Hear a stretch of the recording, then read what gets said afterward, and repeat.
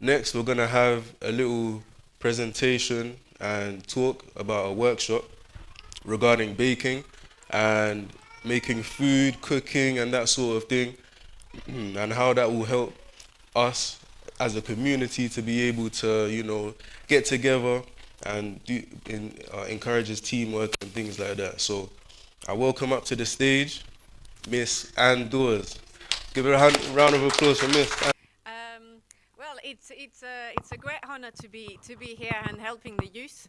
When I was a little girl and I was bored, my sister would take me around and say, "Let's do some baking." So that's how I learned to cook and learn to have a passion for the food that I eat.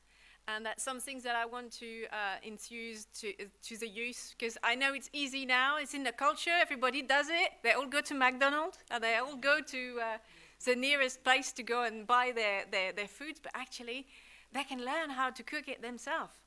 And it's so much cheaper, and it means that by cooking it themselves, they can invite their own friends coming around and sharing the food. So they can, it's a skill sets for later on in life that can really greatly help them. So today we was going to make a chocolate cake, so that's for a bit later this evening. I prepared some. I hope some of you have been tasting it. So the idea is there's a cake recipe. Normally, most cakes have eggs, milk, flowers.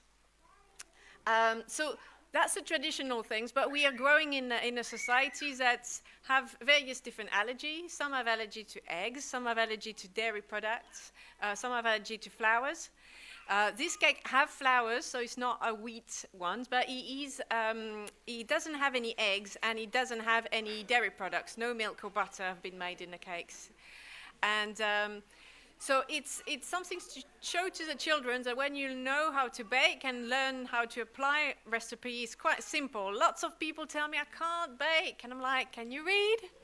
All you've got to do is read the recipe and follow line by line the recipe, yeah? Okay, so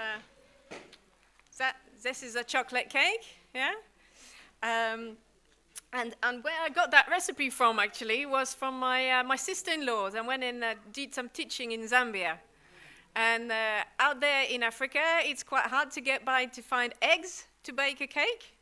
So this recipe is an alternative way of not using, and you can't find either dairy product in Africa because of how hot it is. It's kind of hard to keep milk and butter